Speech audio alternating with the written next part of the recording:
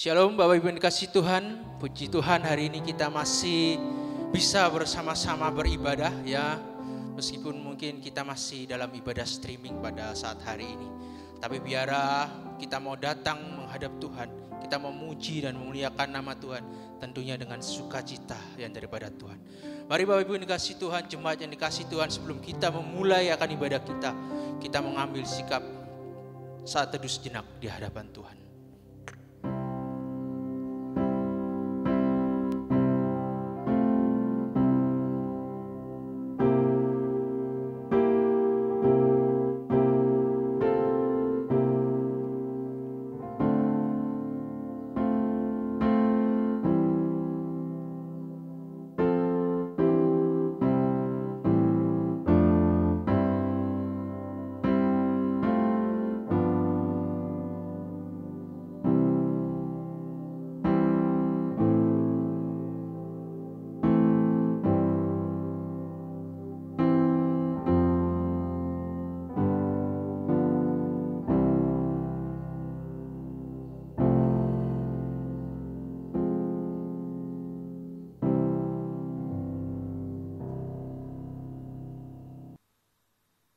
Pertolongan kita di dalam ibadah pada hari ini datangnya dari Allah pencipta alam semesta dan yang tetap setia memelihara ciptaannya. Turunlah atas kita rahmat dan berkat dari Allah Bapa, Allah Putra, dan Allah Rohul Kudus, memimpin dan memberkati ibadah hari ini. Amin.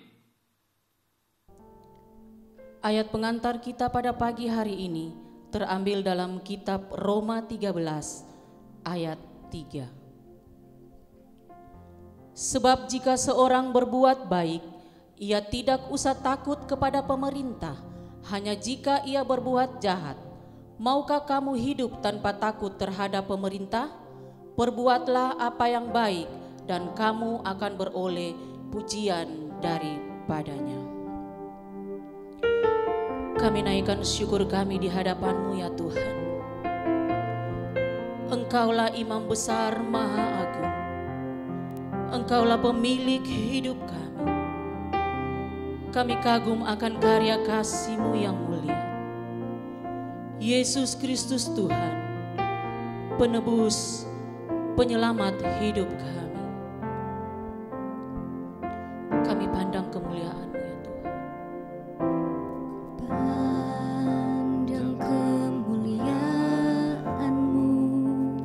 Imam besar Maha Agung, Imam besar Maha Agung. Engkaulah pemilik hidup kami Tuhan. Engkaulah pemilik hidupku, Yesus Kristus Tuhan.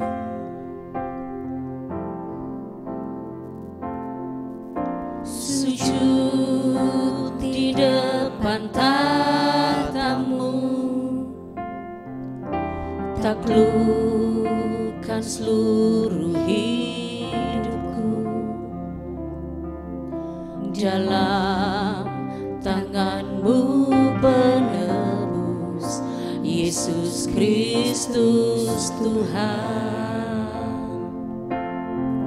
Tiada satupun yang luput, tiada satupun yang luput dari karya kasih-Mu yang mulia. Bagi-Mu segala pujian, hormat, kemuliaan.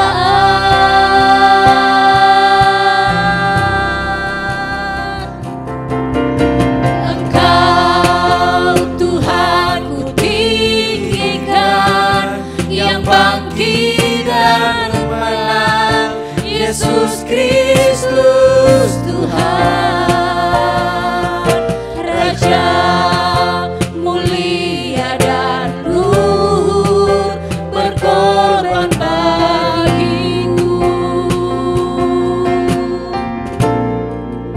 Samakan jiwaku,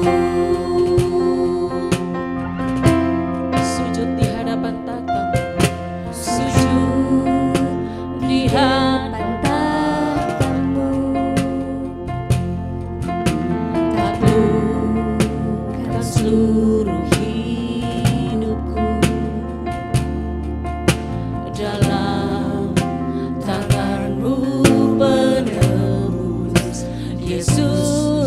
Kristus Tuhan.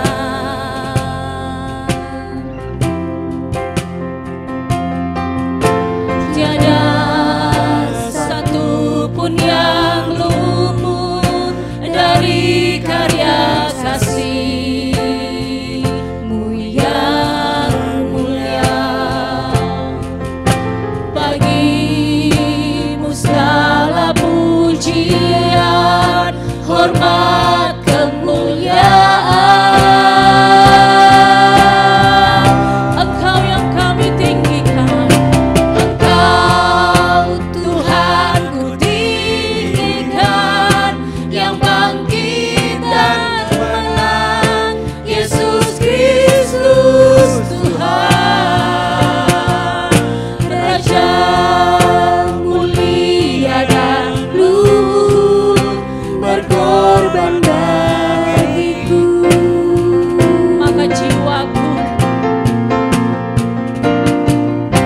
Maka jiwaku memuja, menyembah Sang Raja, Yesus Kristus Tuhan.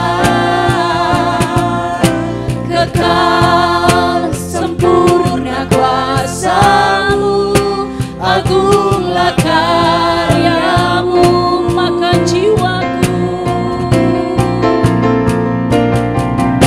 Maka jiwaku memuja, menyembah Sang Raja, Yesus Kristus Tuhan. Kekal sempurna kuasa-Mu, agunglah karya-Mu. Yesus Kristus Tuhan.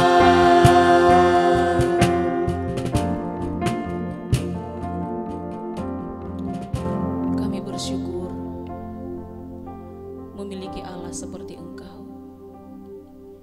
Terima kasih Tuhan, Engkaulah yang menjadi penyelamat hidup kami. Engkau yang sudah menebus dosa-dosa kami Tuhan.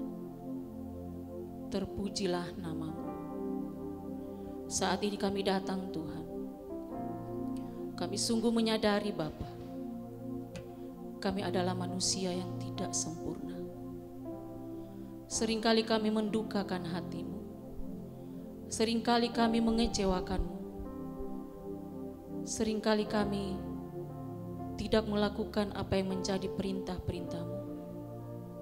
Tuhan, ampunilah kami, suci kuduskan kami Tuhan, layakan kami ya Bapa, sehingga kami layak disebut anak-anak tebusan darah-Mu. Terima kasih Tuhan, terima kasih untuk pengampunan yang Engkau sudah sediakan buat kami. Kami menyerahkan ibadah kami dari awal pertengahan hingga berakhirnya hanya ke dalam tangan kasih-Mu. Di dalam nama Yesus kami berdoa. Haleluya. Amin.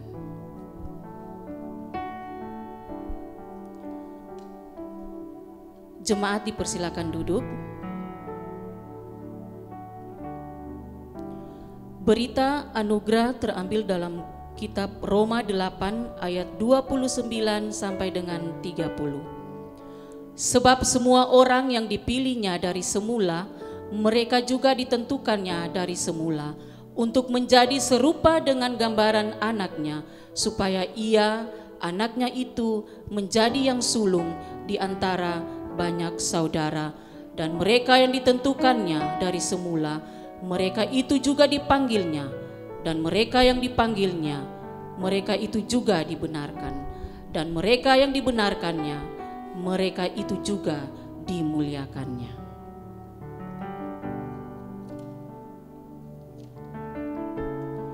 Persembahkanlah dirimu segenap tenaga mudamu, kobarkanlah api zaman, rela serahkan segenap hidupmu.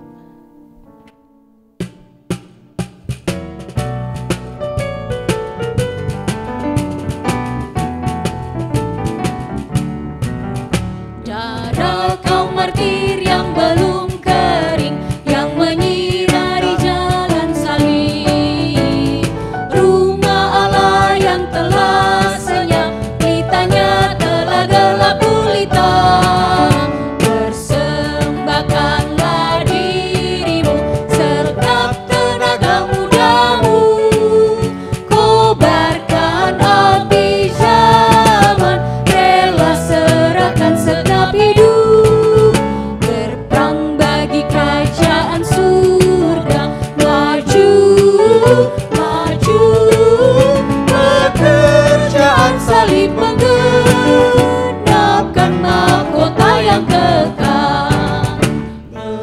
ribu jiwa yang telah binasa, rusak moral dan hidup susah. Angkat mata pandang sekitar, mengapa bernikmat dalam dunia?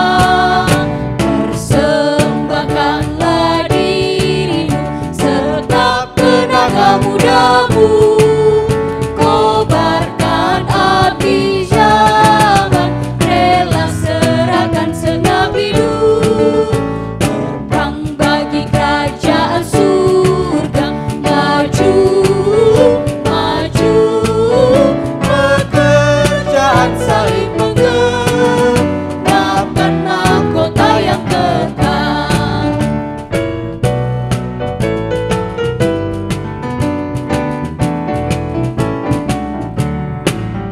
Tidak lagi duduk dan bersenang, buangkan segala impian kosong.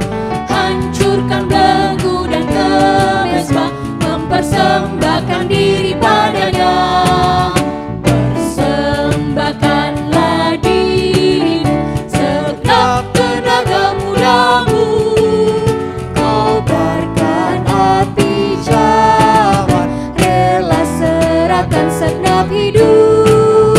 Berperang bagi kerajaan surga, maju, maju, pekerjaan saling menggenapkan mahkota yang kekal. Kita siapkan hati dan pikiran kita untuk mendengarkan kebenaran firman Tuhan. Firman Tuhan akan disampaikan oleh Bapak Pendeta Anggun Istianto. Tetapi Engkau adalah perisai yang melindungi aku. Engkaulah kemuliaanku dan yang mengangkat kepalaku. Engkaulah perisaiku saat badai hidup menerpaku. Terima kasih Tuhan. Janjimu di dalamku, pulihkan jiwaku, ku kan berdiri di tengah badai. Kami akan berdiri di tengah badai Dengan dengan kekuatan kekuatan yang kau berikan, sampai kapanpun, sampai kapanpun Tuhan. ku kan bertahan. Kami akan bertahan. Karena Yesus Hanya selalu Engkaulah yang selalu menopang hidup kami. hidupku. Mari sama-sama kita angkat pujian ini. Engkaulah perisai kami Tuhan. Engkaulah perisaiku saat badai hidup menerpaku. Firman-Mu di dalamku, Tenangkan jiwaku. Engkaulah perisaiku. Engkaulah perisaiku saat badai hidup menerpaku. Firman-Mu yang selalu menguatkan kami, Di dalamku, yang selalu menenangkan jiwa kami. tenangkan jiwaku, ku kan berdiri di tengah badai. Dengan kekuatan yang kau berikan,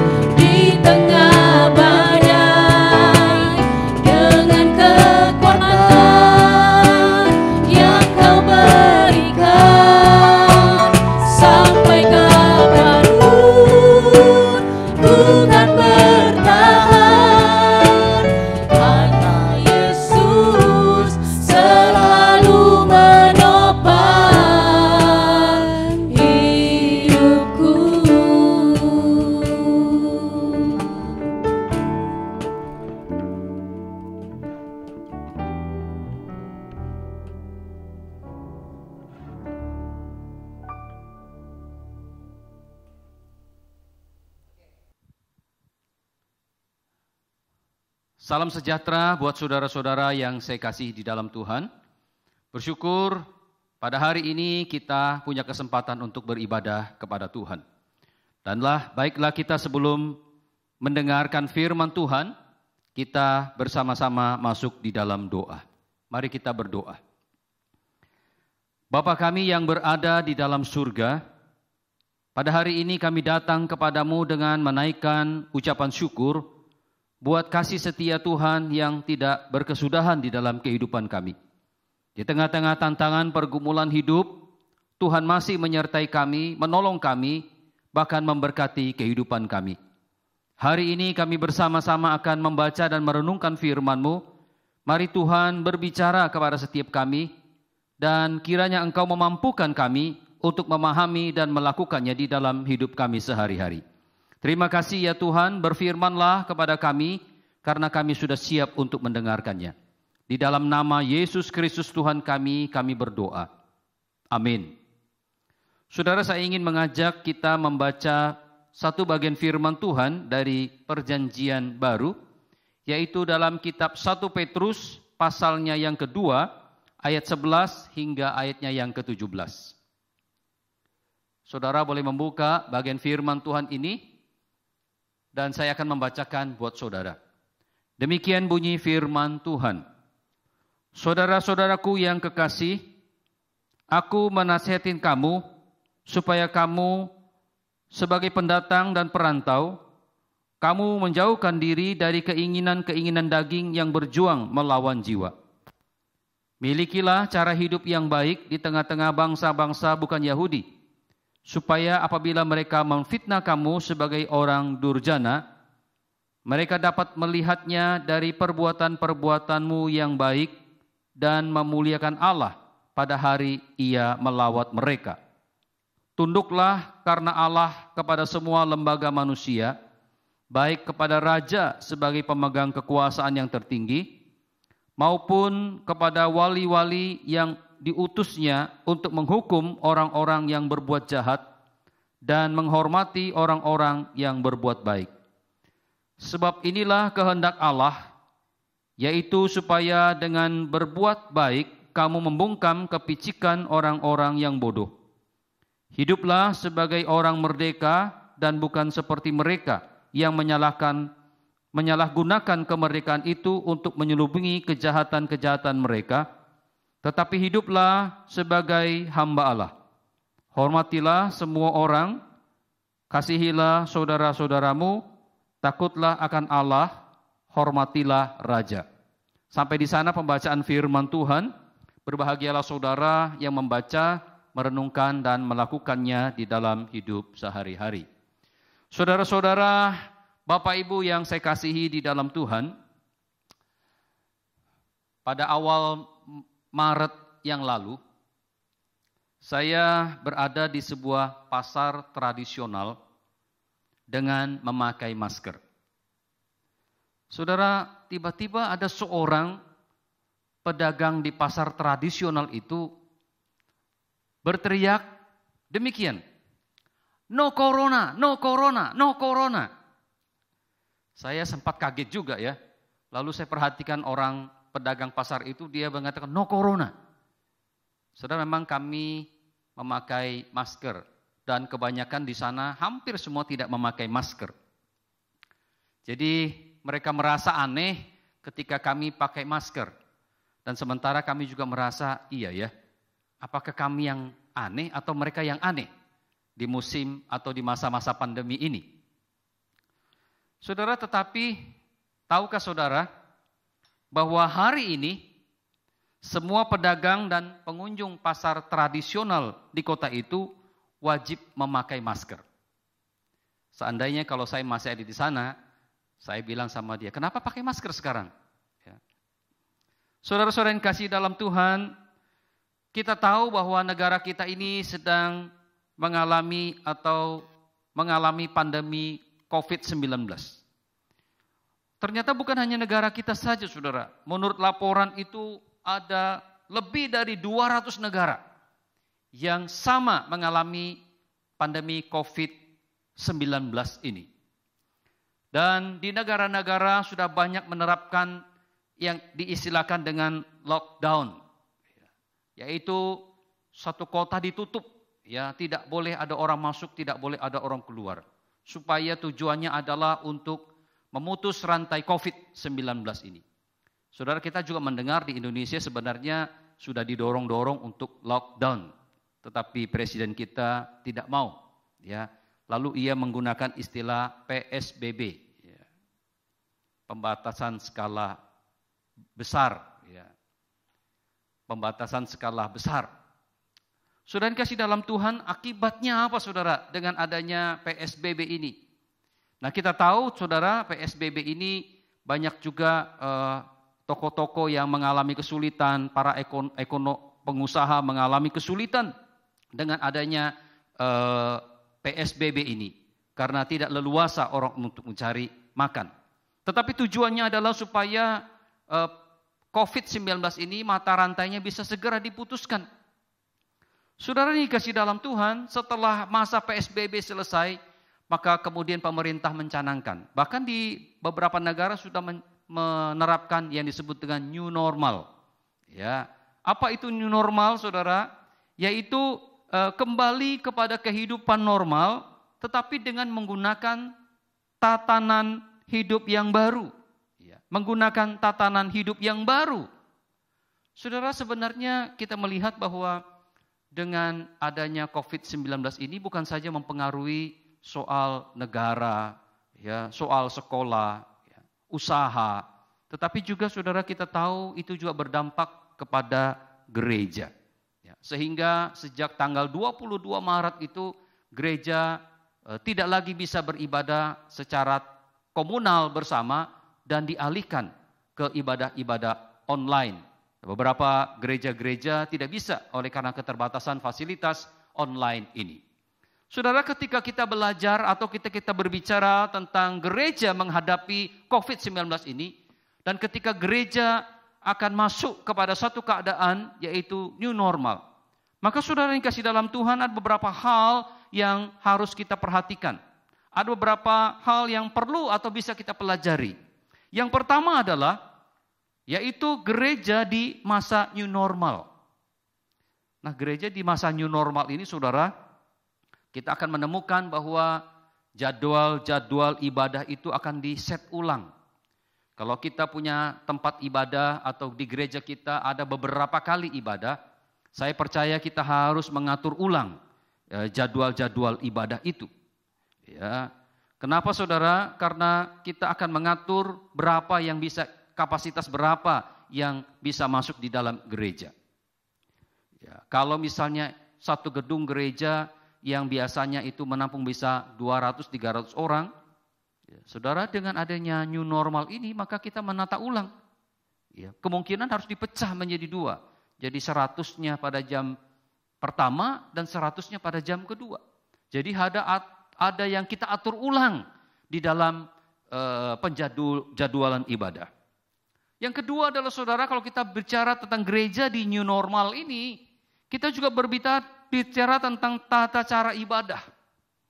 Juga akan berubah tata cara ibadah. Ya, dulu mungkin kita menyusun dengan rangkaian-rangkaian liturgi yang begitu panjang. Tapi sekarang sudah tidak bisa lagi. Kita upayakan dipersingkat. Tata ibadahnya diminimalkan. Saudara, kita harus tata ulang.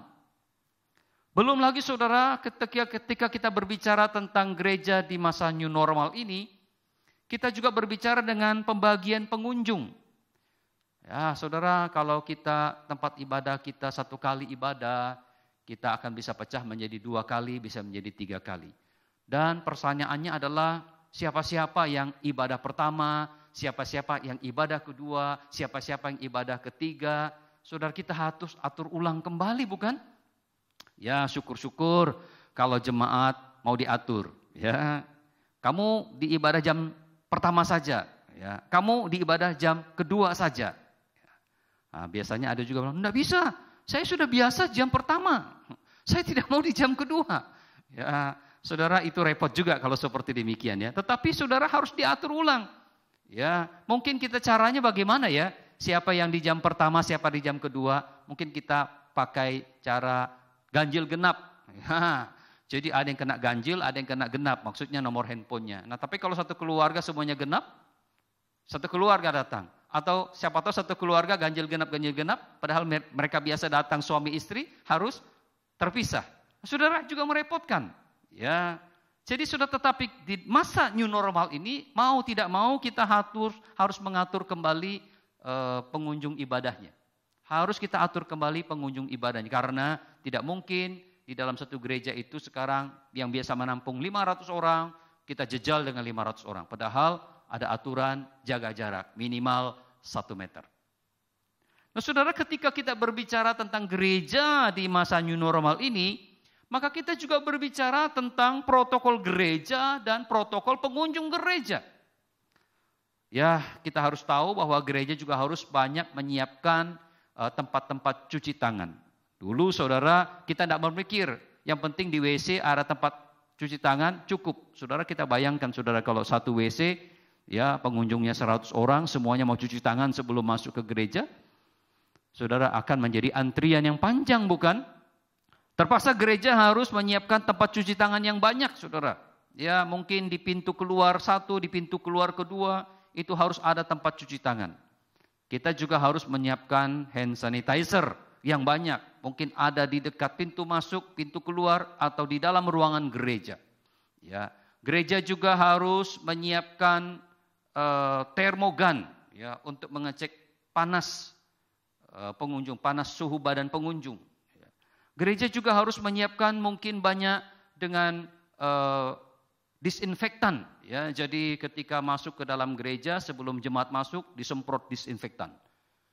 Setelah disemprot disinfektan, begitu ibadah selesai, keluar sebelum masuk pengunjung yang kedua, disemprot lagi disinfektan.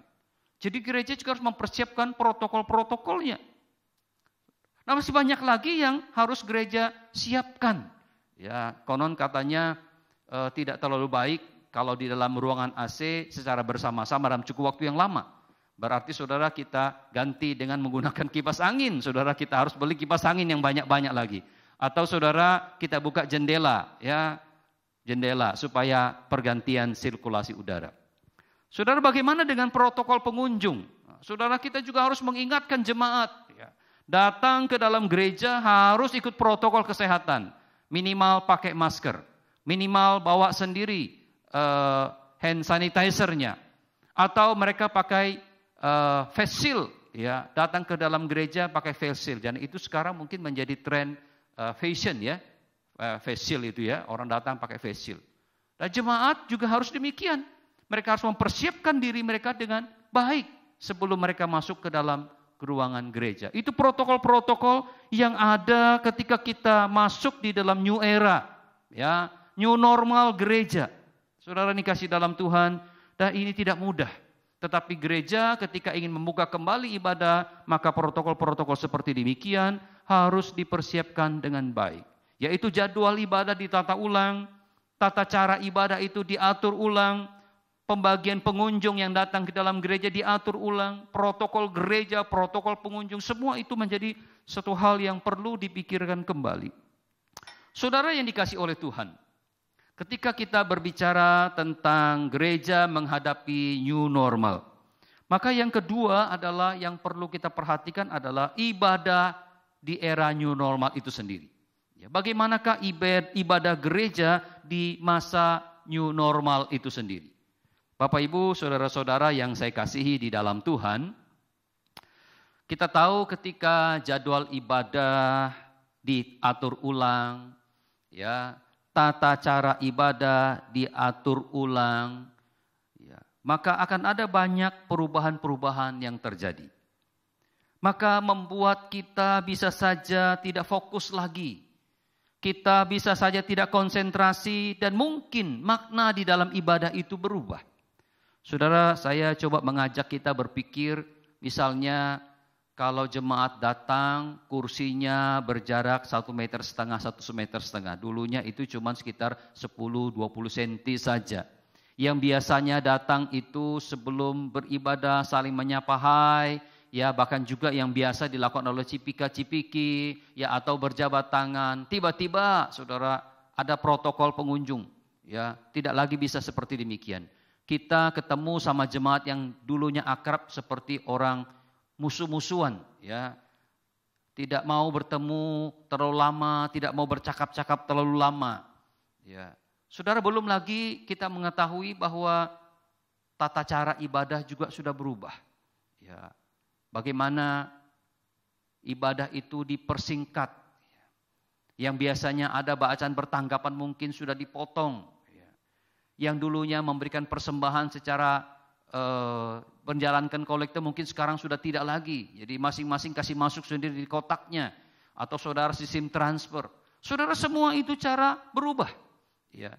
Kita beribadah, ibadah juga caranya sudah berubah. Kita ketemu sama orang, orang juga nampaknya seperti sudah berubah. Ya. Belum lagi saudara, ketika kita datang ibadah, kita menggunakan masker. Bagaimana kita menyanyi dengan maskeran? Ya. Atau kita pakai face shield, ya, itu penutup muka itu bagaimana kita bisa menyanyi pakai face shield, ya. Dulu kita bisa menyanyi kencang-kencang, tapi sekarang kita takut, ya, droplet kita keluar kena orang lain. Saudara, itu membuat kita tidak bisa konsentrasi. Kita takut mungkin orang di sebelah kita terlalu kencang menyanyinya, takut dropletnya pindah ke kita. Jadi kita jadi was-was. Saudara, semua itu membuat kita menjadi tidak nyaman di dalam ibadah. Semua itu membuat kita menjadi khawatir-khawatiran. Dulu kalau pulang gereja kita masih bisa kongko-kongko. Tapi sekarang sudah tidak berani lagi. Cepat-cepat harus pulang. Ya, saudara, kalau turun pakai tangga, saudara tidak berani pegangan tangga. Ya, takut saudara ada droplet di sana atau ada mungkin bekas liur-liurnya orang di sana. Saudara, bagaimana kita beribadah di dalam keadaan seperti demikian? Ya.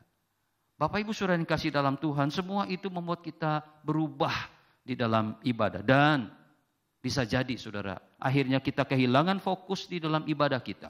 Kita masuk dalam ibadah, kita ingin cepat-cepat selesai di dalam ibadah. Kita masuk di dalam ibadah, kita tidak mau terlalu banyak berinteraksi dengan orang lain. Ya, kita masuk di dalam ibadah, kita takut banyak berbicara dengan orang lain. Saya pernah mendengar orang bilang begini, sekarang itu suara batuk lebih ditakuti daripada suara kuntilanak katanya. Ya, saudara bayangkan saudara, suara batuk itu lebih ditakuti daripada suara kuntilanak saudara. Kenapa saudara? Takut kalau orang batuk itu mencrot dropletnya. Ya. Nah saudara, sehingga kita di dalam ibadah itu bisa kehilangan fokus, konsentrasi, bahkan mungkin kita kehilangan makna di dalam ibadah itu. Kita berpikir daripada saya tidak beribadah, maka saya datang ibadah. Tetapi ketika kita datang ibadah, perasaan kita tidak nyaman. Ada kekhawatiran, ada was-was. Saudara yang dikasih dalam Tuhan, maka oleh sebab itu gereja juga harus punya cara supaya ketika orang beribadah itu benar-benar mereka bisa berjumpa dengan Tuhan. Ketika mereka beribadah itu mereka bisa memuliakan nama Tuhan. Ketika mereka dimasuk di dalam ibadah itu mereka benar-benar menikmati satu persekutuan dengan Tuhan. Gereja harus mempersiapkan agar umat Tuhan bisa mengalami ini. Bisa mengalami perjumpaan Tuhan sekalipun di dalam sebuah kondisi perasaan yang takut, cemas, dan was-was. Bapak Ibu saudara yang kasih dalam Tuhan, tidak mudah untuk mengatur kembali ibadah yang seperti demikian. Sudah dipersingkat, ya, waktunya semakin dipersingkat, tata caranya semakin dipersingkat, ada bagian-bagian yang dipotong, tetapi kita tetap membawa umat Tuhan itu supaya mereka bisa berjumpa dengan Tuhan, dan bisa memuliakan nama Tuhan. Saudara yang dikasih oleh Tuhan, ada seorang pemuda di tahun 80-an. Seorang pemuda, seorang pencari Tuhan. Saudara, ketika dia berupaya untuk mencari Tuhan, untuk menikmati bagaimana Tuhan itu, suatu hari si pemuda ini diajak oleh seorang temannya, ya, untuk pergi ke gereja. Saudara, dia pikir apakah benar saya bisa bertemu dengan Tuhan di gereja? Selama ini saya sudah mencoba, tetapi saya tidak merasakan pertemuan dengan Tuhan di gereja. Tetapi temannya ini mengatakan, ayolah kita pergi gereja. Saudara, kita akan bertemu dengan Tuhan di sana. Saudara, pada hari itu si pemuda ini akhirnya ikut temannya pergi ke gereja. Sampai di gereja, di sebuah gereja yang kecil, ya, jumlah jemaatnya tidak terlalu banyak, hamba Tuhannya juga sangat sederhana, dan nyanyiannya pun sangat sederhana, alat musik pun sangat sederhana. Dan pada waktu itu alat musik yang ada di gereja itu namanya akordion. Nah, saudara mungkin banyak orang sudah tidak terlalu kenal yang namanya akordion. Akordion itu seperti alat musik yang ditarik, ya, menggunakan angin itu, tapi ada tombol-tombolnya. Ya, jadi ada solmisasinya di sana. Jadi mainkan. Jadi gereja itu pada waktu itu hanya menggunakan akordion. Ya, jumlah jemaatnya sedikit, tempat duduknya juga kayu, kasar, keras, sudah tidak nyaman. Tetapi ketika si pemuda itu berada di dalam gereja itu, saudara, dia merasa dia bertemu dengan Tuhan. Dia merasakan ada Tuhan di tengah-tengah gereja itu. Ketika nyanyian itu dinyanyikan, pujian itu dinyanyikan, dia merasa ada Tuhan dekat sama dia. Dan ketika dia mendengarkan firman Tuhan itu menyapa dia.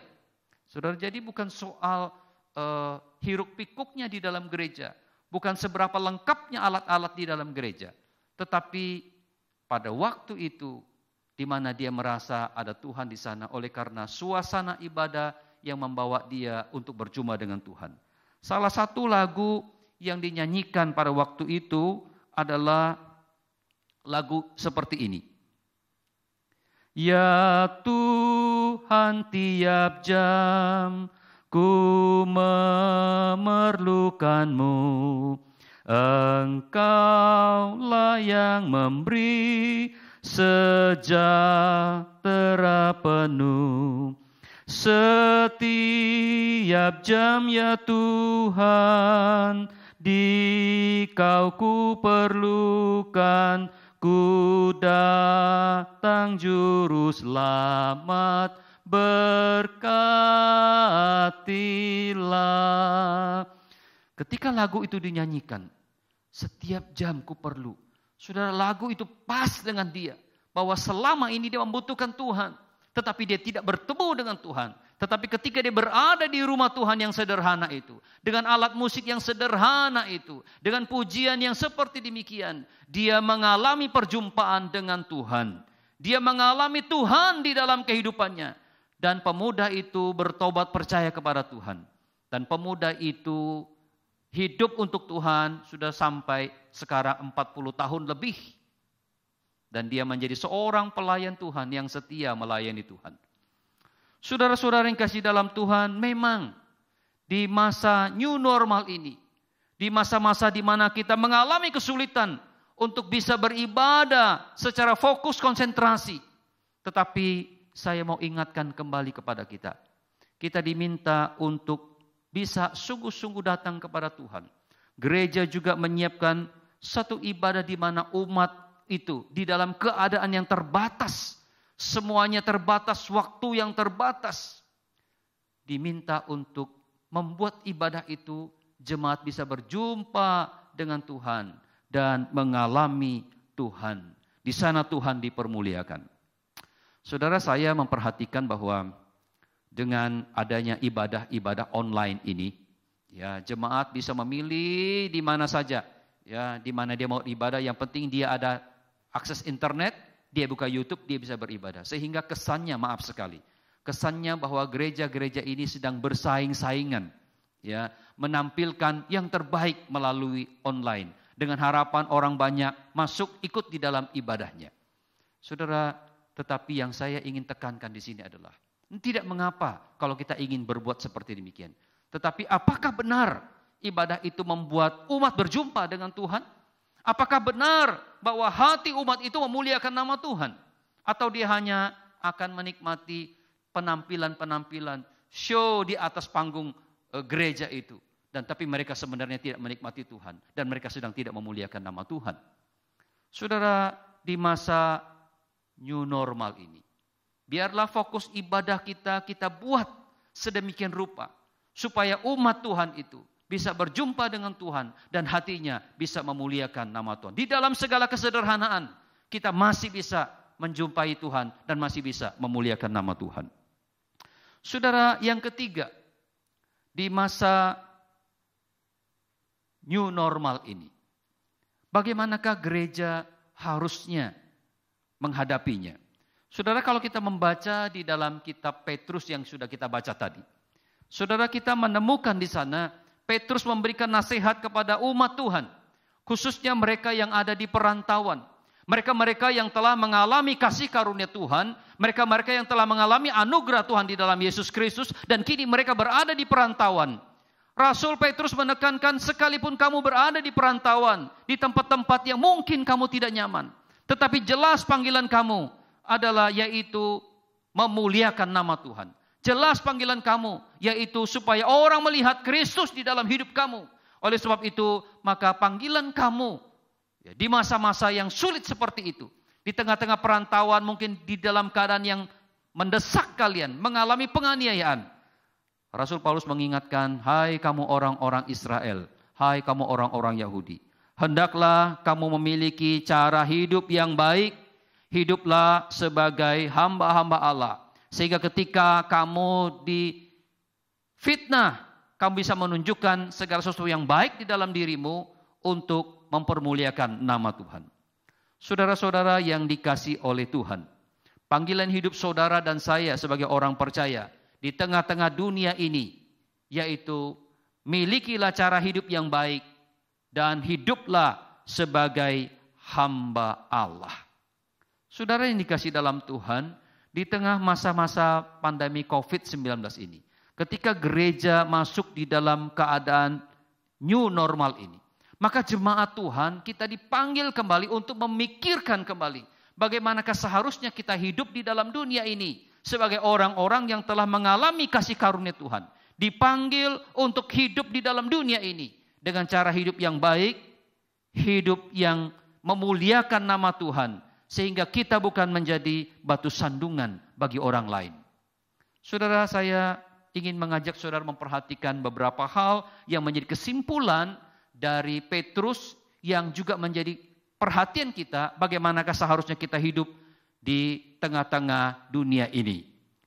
Cara hidup yang baik di tengah-tengah dunia ini yang disebutkan oleh Rasul Petrus itu adalah di dalam ayat 17 berkata demikian.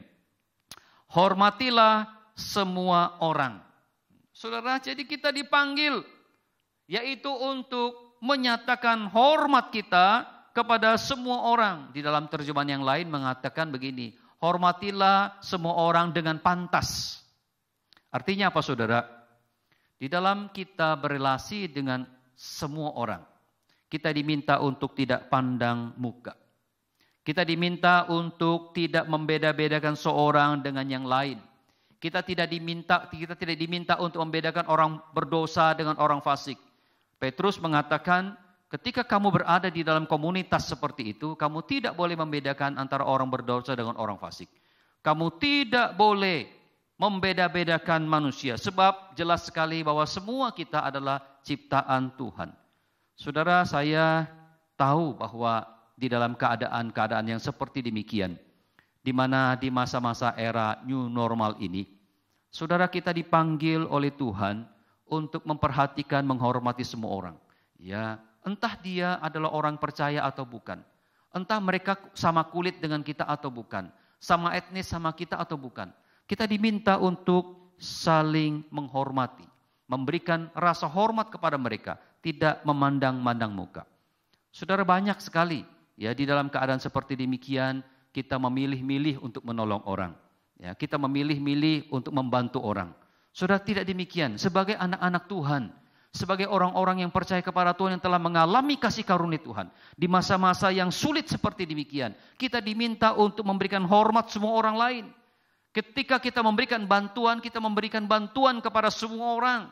Ya, bukan pilih-pilih. Di mana ada orang susah, di sanalah kita bertindak menunjukkan kebaikan kita. Di mana ada orang minta pertolongan, di sanalah kita menunjukkan kehidupan kita untuk menolong mereka. Saudara, saya percaya bahwa masa pandemi COVID-19 ini adalah masa di mana saudara dan saya sebagai anak-anak Tuhan diminta untuk menyatakan kebaikan kita kepada semua orang. Memberikan bantuan kepada semua orang. Memberikan pertolongan kepada semua orang.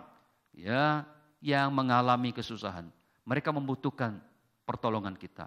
Saudara, tanpa kita sadari sesungguhnya, ketika kita bisa menolong mereka, ketika kita bisa memberikan perhatian, dukungan kepada mereka, sesungguhnya kita sudah memuliakan nama Tuhan. Kita sedang tidak menjadi batu sandungan buat mereka.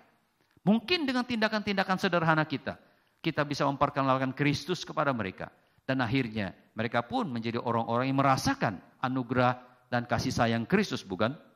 Jadi saudara, Rasul Petrus mengingatkan kepada mereka yang di perantauan, sekalipun kamu berada di perantauan, sekalipun kamu mengalami fitnah dan banyak mengalami kesulitan, tetapi Rasul Petrus mengatakan, ingatlah baik panggilan kita, yaitu hidup dengan cara yang baik sebagai hamba-hamba Allah. Tunjukkan hormatmu kepada semua orang. Berikan bantuan kepada orang yang memerlukan bantuan tanpa memandang muka, tanpa membeda-bedakan orang. Saudara, itu cara pertama, bagaimana cara hidup yang baik. Saudara, Rasul Petrus kemudian mengajarkan juga cara yang kedua. Di dalam ayat 17 berkata demikian, kasihilah saudara-saudaramu. Nah, saudara-saudara di sini adalah berbicara tentang saudara-saudara seiman. Ketika mereka berada di perantauan, ya, sama-sama senasib sepenanggungan, maka diminta mereka untuk saling memperhatikan satu dengan yang lain sebagai orang-orang yang senasib dan sepenanggungan karena berada di perantauan. Senasib sepenanggungan karena mereka mengalami banyak kesusahan-kesusahan, penderitaan-penderitaan. Dipanggil untuk saling mengasihi dalam komunitas saudara-saudara seiman. Dan biarlah saudara-saudara seiman itu merasakan Allah di dalam gereja. Bapak Ibu saudara-saudara yang kasih dalam Tuhan, di masa-masa pandemi COVID-19 ini, ya, ketika gereja masuk kepada new normal ini, maka saudara kita diminta untuk memperhatikan sesama anggota gereja kita, sesama orang-orang seiman. Saudara, banyak sekali sekarang tanpa kita sadari bahwa dampak dari COVID-19 ini membuat ada orang-orang kehilangan pekerjaan. Ada anak-anak Tuhan, mereka sudah dirumahkan. Ada anak-anak Tuhan, usaha mereka semakin susah, ya, karena pembeli kurang, orang takut membeli, ya, sehingga mereka mengalami kesulitan. Ada orang-orang yang sudah harus menjual asetnya, ya, karena untuk harus menutupi kehidupannya. Banyak orang-orang mengalami kesusahan. Oh saudara, bukan itu saja saudara. Ternyata ada juga tanpa kita sadari bahwa ada juga anak-anak Tuhan yang terpapar COVID-19. Hanya tidak terekspos keluar. Saudara, ada yang merasa risih ketika diekspos keluar. Ada yang diam-diam menanggung sendiri karena dia tidak mau sampai nanti mempengaruhi orang lain. Ketika dia punya usaha mungkin dia juga mengalami COVID-19. Dia takut, ya nanti orang tidak mau datang di tempat usahanya. Banyak orang-orang seperti demikian. Saudara, hari ini kita diminta untuk menyatakan kasih kita, ya, kepada mereka. Kita diminta untuk menolong mereka, saudara-saudara seiman. Apa yang bisa kita lakukan, saudara? Minimal kita bisa mengangkat telepon, ya, kita tanya bagaimana keadaannya. Minimal kita bisa mendoakan, ya, apa yang perlu, apa yang bisa kita doakan. Kalau kita tahu dia sedang kena COVID, ya, di karantina, dirawat di rumah sakit, saudara, tidak mudah, saudara. Itu kamar dia harus seorang diri di sana, ya, tidak mudah, dia tidak bisa keluar, ya. Belum lagi kalau dia kena keadaan yang parah. Saudara, telepon kita, ya, doa kita sangat dia butuhkan. Ya, ada juga saya melihat saudara-saudara seiman yang baik, ya, ketika tahu ada satu temannya yang harus karantina, maka dia membawakan makanan, ya. Tidak bertemu, taruh di pagar saja, langsung dia pulang. Sudah taruh makanan di pagarmu. Saudara, dia bisa menikmati makanan seperti itu. Ada yang memberikan vitamin, ada yang memberikan air minum, ya. Saudara, itulah tindakan-tindakan sebagai tindakan hamba Allah. Kita diminta di masa-masa seperti demikian. Diminta jemaat Tuhan untuk melakukan satu cara hidup yang baik, yaitu menolong sesama. Saudara, yang ketiga, dikatakan di sana, takutlah akan Allah. Saudara, bagian yang Rasul Petrus katakan takut Allah ini bukan hidup di dalam gemetar menghadapi Allah. Bukan, saudara. Tetapi diminta untuk mentaati semua apa yang Tuhan perintahkan. Termasuk tidak membeda-bedakan orang, termasuk menolong saudara-saudara seiman, termasuk menghormati pemimpin-pemimpin, menghormati raja di dalam istilah ini. Saudara, memang demikian sebagai anak-anak Tuhan. Kita diminta di dalam dunia ini takut akan Allah, yaitu dengan melakukan segala perintah-perintah Tuhan di dalam kehidupan kita. Sebenarnya perintah ini lebih menunjuk pada pertanyaan yang perintah yang terakhir, yaitu hormatilah raja. Rasul Petrus ingin menekankan kepada semua orang di perantauan, dimanapun kamu berada, selalu bawa sifat, yaitu takut akan Tuhan. Dengan cara menghormati orang lain, dengan cara mengasihi sesama dan tunduk kepada pemerintah yang ada di atasnya. Itulah cara kita. Ya, saudara, mungkin di dalam kehidupan kita sekarang ini kita diminta untuk takut akan Tuhan dengan mengikuti aturan pemerintah. Yaitu apa, saudara? Ikuti protokol. Ya, ikuti protokol apa yang sudah ditentukan supaya kita bisa menjalani kehidupan kita ini dengan baik. Ya, kadang-kadang saya berpikir bahwa apa sih susahnya kalau kita ikuti protokol supaya COVID-19 ini bisa diputuskan. Tapi saya masih melihat ada begitu banyak orang tanda petik yang kepala batu. Ya, seolah-olah mereka itu tidak kebal terhadap COVID ini. Ya, nanti setelah mereka pulang bahwa COVID itu kena ke orang-orang yang lebih tua, baru mereka sadar, oh iya ya, memang saya tidak apa-apa, tapi ternyata saya mengakibatkan orang lain. Ya. Saudara, sebenarnya ketika kita mengikuti protokol pemerintah itu, tujuannya apa, saudara? Bukan hanya melindungi diri kita, tapi melindungi orang lain juga. Itulah sebabnya kita diminta untuk menghormati Tuhan dengan cara mengikuti perintah-perintah Tuhan. Saudara, itulah yang terakhir yang dikatakan oleh Rasul Petrus, hormatilah raja. Saudara, kalau kita membaca ayat-ayat di atasnya, di sana diminta tunduklah kepada Allah, ya, kepada semua lembaga manusia sebagai raja, sebagai pemegang kekuasaan tertinggi, maupun kepada wali-wali yang diutus untuk menghukum orang yang salah.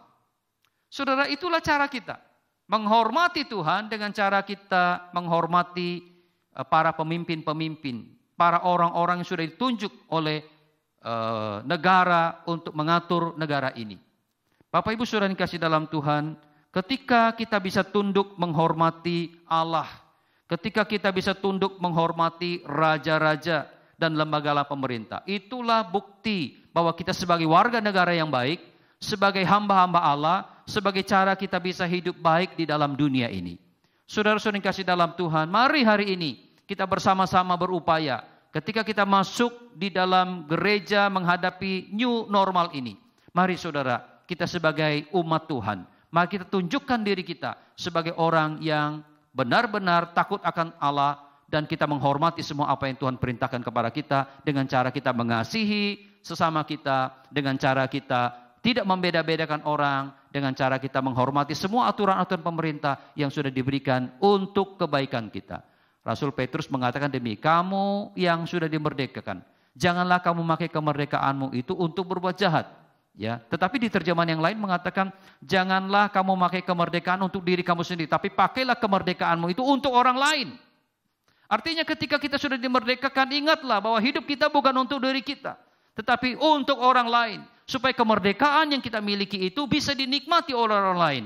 Dan orang lain tidak merasa mereka itu sebagai budak ataupun orang-orang yang tertindas. Hari ini Tuhan mengingatkan kembali kepada kita. Mari bersama-sama ketika kita masuk di new normal ini, mari kita memperhatikan kehidupan kita. Kehidupan gereja kita, kehidupan sesama kita dan kehidupan bangsa kita. Kiranya Tuhan menolong dan memberkati kita. Mari kita berdoa. Bapa yang ada di dalam surga, kami sangat bersyukur kepadamu untuk firman-Mu yang Tuhan sudah berikan kepada kami hari ini. Ajari kami ya Tuhan untuk dapat menghidupi setiap firman-Mu, dan biarlah kami hidup sebagai orang-orang yang telah menerima anugerah penebusan Tuhan dengan cara hidup yang baik, hidup sebagai hamba Allah. Sehingga kami tidak menjadi batu sandungan di dalam dunia ini, tetapi kami sebagai orang-orang yang bisa memuliakan nama Tuhan. Melalui hidup kami, orang lain bisa melihat Kristus dan akhirnya mereka bisa mengakui Engkau sebagai Tuhan dan Juru Selamatnya. Kami tahu Tuhan di masa-masa pandemi COVID-19 ini ada begitu banyak orang-orang yang sedang mencari Tuhan, sedang mencari jalan untuk memperoleh anugerah Tuhan. Dan biarlah ya Tuhan melalui hidup kami ini, kami membawa mereka untuk bisa datang kepada Tuhan dengan cara kami hidup baik, menunjukkan segala kebaikan yang sudah kami terima dari Tuhan. Terima kasih Tuhan. Dengarkan doa kami di dalam nama Yesus Kristus Tuhan kami berdoa. Amin. Kita akan masuk dalam perjamuan kudus. Kita angkat pujian dari KPPK 399, Nyawaku Diberikan.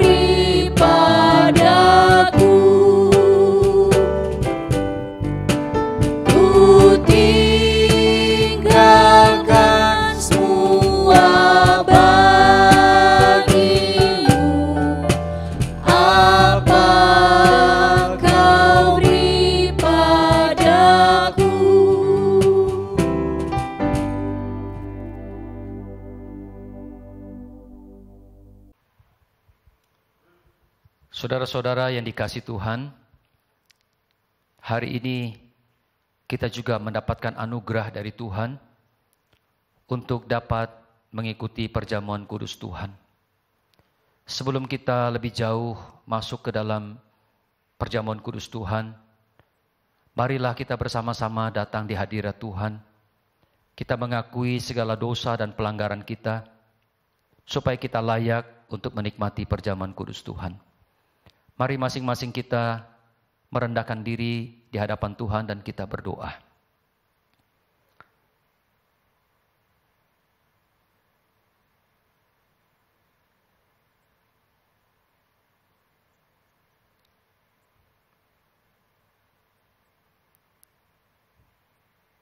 Bapa kami yang ada di dalam surga, kami mengakui kami adalah orang yang berdosa, yang tidak selalu bisa menyenangkan hati Tuhan. Namun pagi ini Tuhan, atau hari ini kami ingin menikmati perjamuan kudus Tuhan. Kudus sucikanlah kami ya Tuhan, supaya kami layak menikmati perjamuan kudus Tuhan. Dengarkan doa kami di dalam nama Yesus Kristus Tuhan kami berdoa. Amin. Saudara-saudara yang saya kasihi di dalam Tuhan, saya akan membacakan bagian firman Tuhan dari kitab 1 Korintus 11 ayat 23 sampai 27 sebagai dasar atau landasan kita di dalam perjamuan kudus pada hari ini. Sebab apa yang telah kuteruskan kepadamu telah aku terima dari Tuhan, yaitu bahwa Tuhan Yesus pada malam waktu ia diserahkan mengambil roti, dan sesudah itu ia mengucap syukur atasnya, ia memecah-mecahkannya dan berkata, inilah tubuhku yang diserahkan bagi kamu, perbuatlah ini menjadi peringatan akan aku. Demikian juga ia mengambil cawan sesudah makan lalu berkata, cawan ini adalah perjanjian baru yang dimeteraikan oleh darahku. Perbuatlah ini setiap kali kamu meminumnya menjadi peringatan akan aku. Sebab setiap kali kamu makan roti ini dan minum cawan ini, kamu memberitakan kematian Tuhan sampai ia datang. Jadi barang siapa dengan cara yang tidak layak makan roti atau minum cawan Tuhan, ia berdosa terhadap tubuh dan darah Tuhan. Saudara-saudara, setiap kali kita menikmati perjamuan kudus Tuhan, ingatlah bahwa Tuhan telah memberikan anugerah hidup pada kita, menebus dosa-dosa kita. Mari kita menjaga kehidupan kita tetap kudus di hadapan Tuhan, menjauhi segala dosa-dosa dan meninggalkan segala kebiasaan-kebiasaan buruk kita. Yang kedua, saudara, ketika kita menikmati perjamuan kudus Tuhan, ingatlah bahwa kita makan dari satu cawan, makan dari satu roti dan satu cawan. Biarlah ini Tuhan mengingatkan kembali kepada kita bahwa kita adalah saudara bersaudara di dalam Tuhan. Dan yang terakhir, saudara, kita diingatkan kembali bahwa ketika kita menikmati roti dan anggur, kita diingatkan sesungguhnya kita dipanggil untuk menjadi saksi-saksi Tuhan yang hidup. Oleh sebab itu, biarlah kehidupan kita boleh menjadi saksi buat kemuliaan bagi nama Tuhan. Saudara, sebelum kita menikmati perjamuan kudus ini, saya ingin mengajak kita bersama-sama berdiri dan kita berdoa di hadapan Tuhan untuk menerima perjamuan kudus Tuhan. Mari kita berdoa. Bapa yang ada di dalam surga, sebelum kami menikmati roti dan anggur ini, biarlah Tuhan sendiri yang terus akan melayakkan kami, menguduskan kami, menyucikan kami, supaya kami boleh menikmati dengan penuh sukacita. Terima kasih Tuhan, berkatilah roti dan anggur ini menjadi berkat buat kehidupan kami. Di dalam nama Yesus Kristus Tuhan kami berdoa.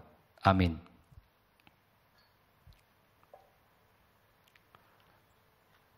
Malam sebelum Yesus diserahkan, ia mengambil roti, lalu ia memecah-mecahkannya dan berkata, inilah tubuhku yang diserahkan bagi kamu. Perbuatlah setiap kali kamu makannya menjadi peringatan akan aku. Demikian juga setelah makan, Yesus mengambil cawan lalu berkata, cawan ini adalah perjanjian baru yang dimeteraikan oleh darahku. Perbuatlah setiap kali kamu minumnya menjadi peringatan akan aku. Saudara, mari kita berdoa sekali lagi.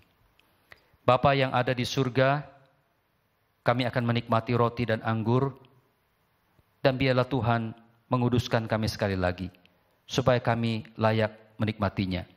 Berikan kami damai sejahtera dan sukacita-Mu ya Tuhan. Demi nama Yesus Kristus kami berdoa. Amin. Saudara, angkatlah rotimu. Yesus berkata, inilah tubuhku yang diserahkan bagi kamu. Perbuatlah setiap kali kamu makannya menjadi peringatan akan aku. Mari kita makan dengan iman.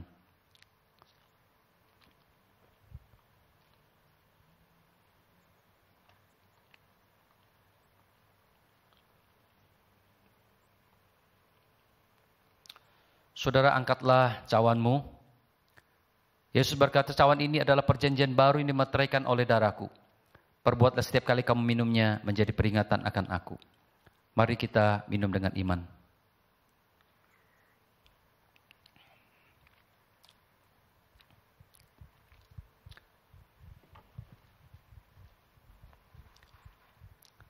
Dengarkanlah berita anugerah buat saudara. Seperti Bapa sayang kepada anak-anaknya, demikianlah Tuhan sayang kepada orang-orang yang takut akan Dia. Mari kita berdoa.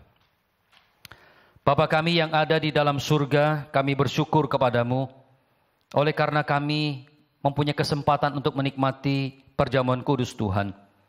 Dan biarlah perjamuan kudus ini mengingatkan kami betapa besar kasih-Mu kepada kami ya Tuhan. Engkau sudah mati di atas kayu salib untuk menebus dosa-dosa kami. Bahkan ya Tuhan, Engkau menyediakan kekekalan dan hidup kekal buat kami. Terima kasih Tuhan kalau kami dalam menjalani kehidupan kami diizinkan sesaat mengalami suka dan duka. Biarlah kami selalu memandang kepada Tuhan yang sudah menolong kami. Dan kami percaya bersama-sama dengan Tuhan, kami akan hidup berkemenangan.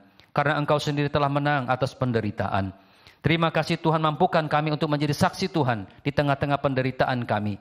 Supaya kami terus boleh mempermuliakan nama Tuhan.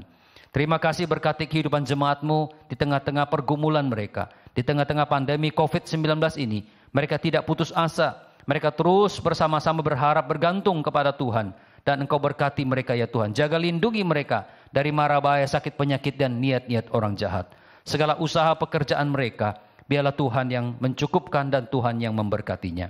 Terima kasih, inilah doa ucapan syukur kami. Amin.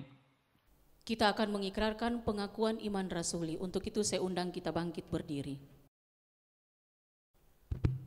Aku percaya kepada Allah, Bapa yang Maha Kuasa, Halik langit dan bumi, dan kepada Yesus Kristus, anaknya yang tunggal Tuhan kita, yang dikandung daripada Roh Kudus, lahir dari anak darah Maria, yang menderita sengsara di bawah pemerintahan Pontius Pilatus, disalibkan, mati dan dikuburkan, turun ke dalam kerajaan maut, pada hari yang ketiga, bangkit pula dari antara orang mati, naik ke sorga, duduk di sebelah kanan Allah, Bapa yang Maha Kuasa, dan dari sana Ia akan datang untuk menghakimi orang yang hidup dan yang mati. Aku percaya kepada Roh Kudus, gereja yang kudus dan am, persekutuan orang kudus, pengampunan dosa, kebangkitan tubuh, dan hidup yang kekal. Amin. Ya, mari Bapak Ibu yang kasih Tuhan, kita akan bersama-sama menaikkan doa syafaat kita. Mari kita berdoa. Tuhan, kembali kami bersyukur pada saat hari ini atas kesempatan yang Tuhan masih berikan kepada kami untuk kami bisa bersama-sama memuji dan memuliakan nama Tuhan. Untuk kami bisa kembali lagi mendengarkan akan firman Tuhan. Bahkan kami bersyukur kami bisa menikmati akan perjamuan kudus-Mu Tuhan pada saat hari ini. Biarlah semuanya Tuhan hanya untuk hormat dan kemuliaan nama-Mu. Tuhan, kembali lagi kami ingin berdoa. Kami terus berdoa untuk bangsa dan negara kami Indonesia. Kami menyerahkan bangsa kami ini Tuhan ke dalam tangan kasih Tuhan. Kami menyerahkan akan pemimpin bangsa kami, mulai dari pemerintahan dari pusat hingga ke daerah. Biarlah hikmat dan kebijaksanaan dan takut akan Tuhan tetap terus menyertai hidup mereka. Sehingga dalam mereka menjalankan akan setiap tugas tanggung jawab mereka Tuhan, mereka benar-benar mengerjakannya dengan penuh tanggung jawab. Dan biarlah bangsa kami Tuhan dari hari ke hari dapat menjadi lebih baik. Kau juga terus menolong Tuhan untuk pemimpin kami, pemerintahan kami, khususnya di dalam penanganan akan COVID-19 yang masih terus ada hingga saat hari ini Tuhan. Tuhan, kami mohon akan belas kasih Tuhan, kami mohon akan kemurahan hati-Mu Tuhan, untuk terus menolong akan pemimpin kami dalam mereka mengambil akan setiap kebijakan atau keputusan yang ada. Bahkan dalam masa-masa di new normal yang ada saat ini Tuhan, biar Tuhan juga akan menolong akan pemimpin kami. Bahkan akan setiap kami masyarakat Indonesia yang ada, biar kami juga memiliki akan kesadaran di dalam kami menjalankan akan setiap protokol kesehatan yang ada, sehingga penyebaran akan virus ini tidak terus berlanjut Tuhan, sehingga biar nama Tuhan sendiri terus dipermuliakan. Terima kasih Bapak, terima kasih Tuhan. Kami juga berdoa untuk gereja-gereja Tuhan, untuk gereja kami, biar Tuhan tetap terus memimpin akan setiap gereja Tuhan, setiap anak-anak Tuhan yang ada di dalamnya, baik yang mungkin saat ini Tuhan sudah mulai akan ibadah secara komunal, bahkan mungkin kami yang juga masih dalam laksanakan akan ibadah secara streaming. Biar Tuhan tetap terus memberikan kami hati yang sungguh-sungguh, hati yang penuh dengan pengharapan hanya kepada Tuhan, sehingga di dalam ibadah yang kami terus lakukan, kami benar-benar dapat terus mengenal akan Tuhan, sehingga kami juga dapat terus dikuatkan dan mengerti akan apa yang Tuhan mau dalam hidup kami. Tuhan akan tetap terus menopang akan gereja-Mu Tuhan, sehingga nama Tuhan yang kembali lagi terus dipermuliakan. Kami juga terus berdoa Tuhan untuk setiap jemaat Tuhan dalam setiap pergumulan mereka, baik di dalam keluarga mereka, relasi mereka satu dengan yang lain. Biar Tuhan akan tetap terus menolong, biar Tuhan akan tetap terus memberikan akan kasih-Mu, memberikan akan damai-Mu, sehingga relasi mereka satu dengan yang lain dapat terus berjalan dengan baik. Bahkan kami juga berdoa untuk setiap pekerjaan dan usaha akan setiap jemaat Tuhan, biar kiranya Tuhan akan terus menopang dan Tuhan tetap terus menolong mereka, memberikan mereka hikmat, memberikan mereka hati yang terus percaya dan bersandar penuh hanya kepada Tuhan. Kami juga berdoa Tuhan untuk setiap jemaat Tuhan yang bergumul dalam kelemahan tubuh mereka, biar kiranya Tuhan juga akan memulihkan dan menyembuhkan, baik melalui obat-obatan yang mereka konsumsi, bahkan mungkin melalui makanan dan minuman yang harus mereka konsumsi. Biar Tuhan dapat memakai itu semua Tuhan sebagai alat Tuhan untuk dalam masa proses pemulihan mereka. Dan biar dalam masa-masa proses pemulihan mereka pun juga tetap terus dapat menjadi berkat bagi banyak orang. Terima kasih Bapak, terima kasih. Kami juga berdoa untuk setiap anak-anak kami di dalam studi mereka. Biar Tuhan akan tetap terus menolong. Mungkin saat ini Tuhan mereka memasuki akan masa-masa liburan, jika di mana proses pembelajaran yang ada sudah selesai Tuhan di semester ini. Tapi biar dalam mereka akan menyambut semester yang baru ke depan, mereka benar-benar dapat dipersiapkan dengan baik dan tetap memiliki semangat di dalam belajar. Terima kasih Bapak, terima kasih. Inilah Tuhan menjadi doa kami. Kami serahkan seluruh doa kami ini Tuhan. Demi nama Yesus kami sudah berdoa dan mengucap syukur. Amin. Bapak Ibu, kita akan memberikan persembahan syukur, dan minggu ini kita akan memberikan persembahan perpuluhan. Ku bersyukur ia tebusku.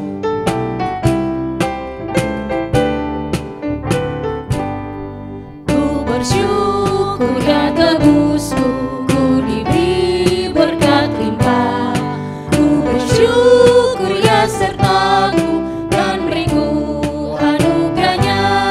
Ku bersyukur saat indah atau saat susah pun, air mataku dihapusnya, tiada damai di hatiku. Ku bersyukur ya dengarku, meskipun tak terkabul, walau badai menerpaku, anugerahnya melimpah. Meski susah atau duka, ya beriku penghiburan, rahmatnya selalu sertaku, kasihnya iringiku.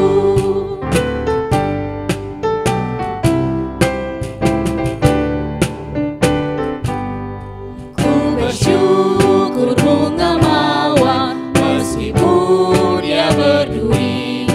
Ku bersyukur diberkati, pengharapanku diberi. Ku bersyukur senang susah, dan damai di hatiku. Ya berikan pengharapannya, ku bersyukur selamanya. satu dalam doa. Ya Bapa yang bertata dalam kerajaan surga, terima kasih atas anugerah-Mu yang telah Kau berikan dalam kehidupan kami. Terima kasih juga Tuhan atas penyertaan yang tiada henti-hentinya Kau curahkan kepada kami. Ya Bapa, tadi kami sudah mendengarkan firman Tuhan, kiranya apa yang kami dengar dapat kami jalankan dalam kehidupan kami sehari-hari. Kami juga sudah memberikan persembahan, kiranya Engkau suci kuduskan agar dapat menjadi persembahan yang harum dan berkenan di hadapan-Mu. Ajar juga kami ya Tuhan untuk bukan hanya mempersembahkan uang kami, tapi juga mempersembahkan hidup kami sepenuhnya ke dalam tangan-Mu. Inilah doa kami, dalam nama Tuhan Yesus kami berdoa. Amin. Kita akan mengakhiri ibadah kita pada pagi hari ini. Untuk itu saya undang kita bangkit berdiri.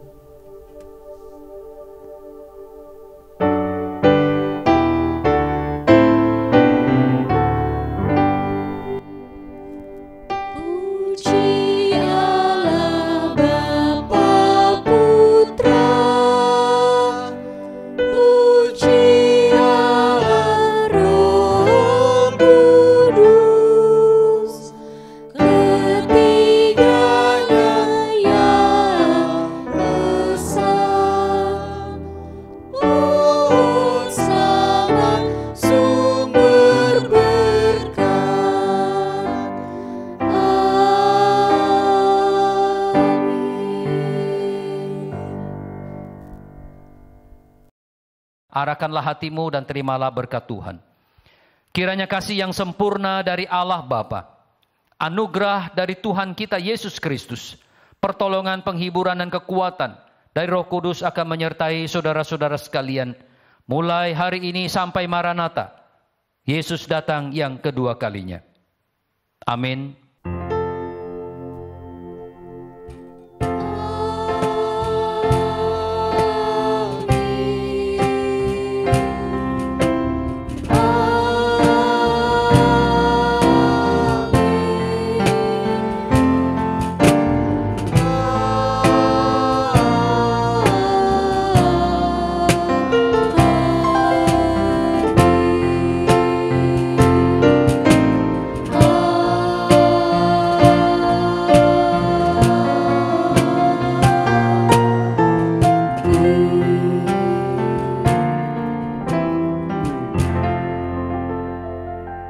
Ibadah selesai, kita masuk dalam saat teduh.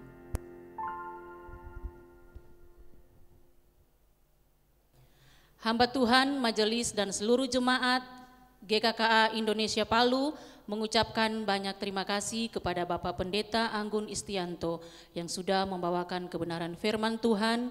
Kiranya Tuhan memberkati pelayanan dan keluarga Bapak. Untuk warta gereja, kita dapat melihat dalam warta di grup WA kita.